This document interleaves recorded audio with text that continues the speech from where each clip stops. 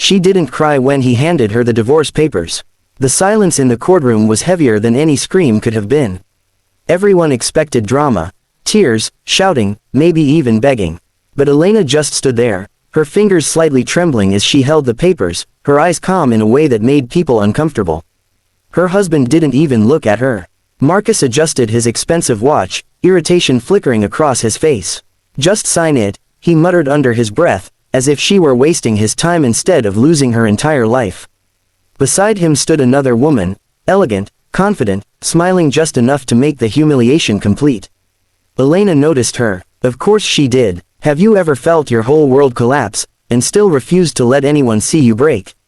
The judge cleared his throat. "Mrs. Hale, do you understand the terms?" She nodded once. No house, no savings, no support, everything she had helped build, gone in a few cold sentences. Marcus finally glanced at her, his voice low and sharp. "You should have spoken up earlier. Silence doesn't win anything." For a moment, something flickered in Elena's eyes. Not anger, not pain, something deeper. Then she picked up the pen and signed. Just like that, no argument, no defense, no explanation, only silence. A silence so powerful that even the judge hesitated before speaking again. Marcus exhaled in relief, already turning away, already done with her. To him, she was just a chapter he had outgrown. A mistake corrected. But as Elena walked out of the courtroom alone, heels echoing softly against marble, something strange happened. The guards at the entrance straightened. A black luxury car pulled up outside, and a man stepped out. Tall, composed, dressed in quiet power, the richest man in the city. His eyes searched the steps, and stopped on her. Then, in front of everyone watching, he walked forward, bowed his head slightly, and said softly, "Princess, you're late." Elena froze. The world around them seemed to stop breathing. And for the first time since she signed away everything, her silence began to mean something entirely different. Agar chaho to main iska part 2 hour be ziada emotional, twist-filled our powerful ending k soth lik dedahun. The word didn't just echo, it shattered something invisible in the air. "Princess, you're late." Elena stood frozen on the courthouse steps, the signed divorce papers still in her hand, the ink barely dry, the weight of everything she had just lost pressing down on her chest like a storm that refused to break. For a moment, she didn't turn around. She couldn't, because that voice, she knew it. Slowly, almost as if afraid the world might collapse if she moved too quickly, she turned. The man standing before her wasn't just powerful, he carried presence in a way that made the crowd instinctively step back. His suit was perfectly tailored, his posture effortless, his gaze steady and unreadable. But it wasn't his wealth that made people stare. It was the way he looked at her. Not with pity, not with curiosity, but with something far deeper. Recognition. "Alexander," she whispered, her voice barely there. A murmur rippled through the small crowd. Even Marcus, halfway down the steps with his new partner, stopped walking. Everyone in the city knew that name. Alexander Vance. The man who owned half the skyline. The one people spoke about in lowered voices. Untouchable, unreachable. And right now, he was standing in front of the woman Marcus had just discarded. Calling her princess. Have you ever watched someone lose everything, only to realize they were never as powerless as they seemed? Marcus turned fully now, disbelief flashing across his face. What the hell is this? Alexander didn't even look at him. His eyes remained locked on Elena, as if the rest of the world had faded into nothing. "You kept me waiting," he said again, softer this time, but there was no anger in his voice, only something that sounded dangerously close to relief. Elena's fingers tightened around the papers. "You weren't supposed to come back." A shadow crossed Alexander's face. "I said I would." "You said a lot of things," she replied quietly, but there was no bitterness, only exhaustion. Behind them, Marcus let out a sharp, humorless laugh. "Elena, what kind of game is this? You think bringing in a rich friend is going to change anything?" That made Alexander pause, not in anger, in cold, measured attention. For the first time, he turned his head slightly, his gaze settling on Marcus like a blade. "Who are you?" Alexander asked. The question was simple. The humiliation was not. Marcus stiffened. "I'm her husband." A brief silence followed. Then Elena spoke, her voice calm, steady, and final. "Ex-husband." The word landed heavier than any accusation. Alexander nodded once, as if that single correction had clarified everything he needed to know. Then he stepped closer to Elena, gently taking the divorce papers from her trembling hand. His touch was careful, respectful, as if those papers carried more pain than weight. "You signed without telling me," he said. Elena looked down. "It was my decision, was it?" His voice softened, but his eyes searched hers deeply. "Or was it something you thought you had to do?"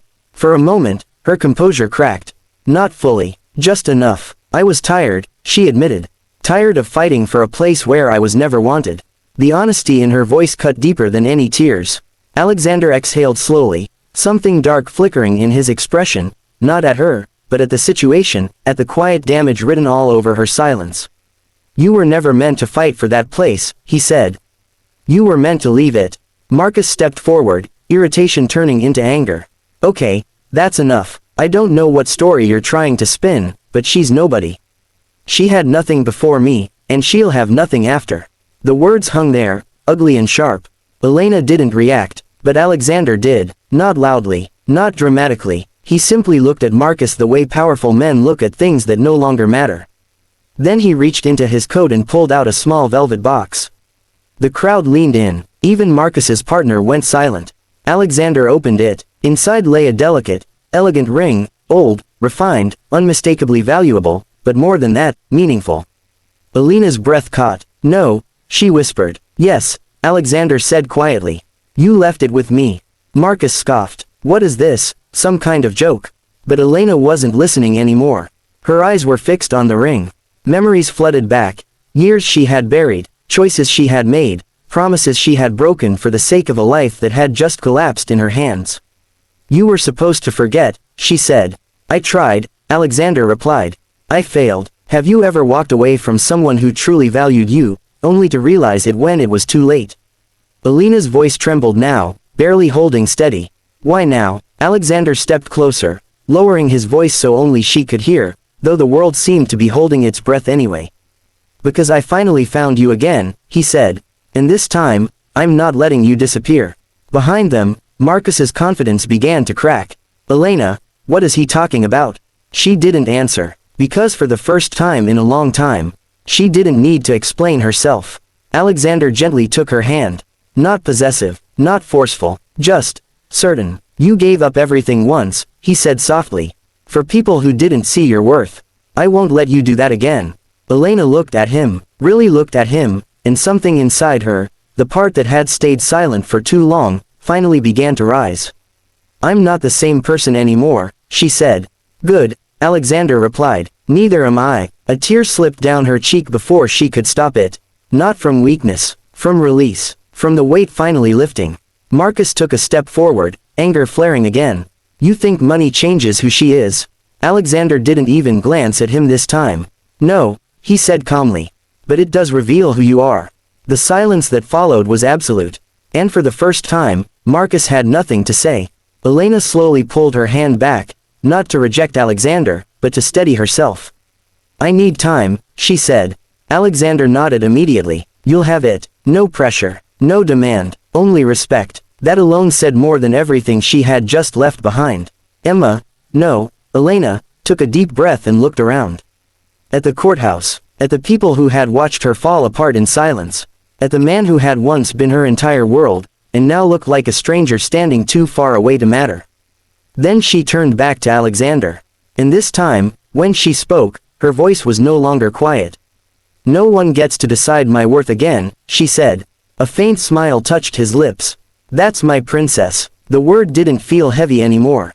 It felt earned. And as she stepped forward, not behind him, not beneath him, but beside him, the world seemed to shift in a way no one could ignore. Because this wasn't a rescue. It wasn't revenge. It was something far more powerful. A woman who lost everything, and finally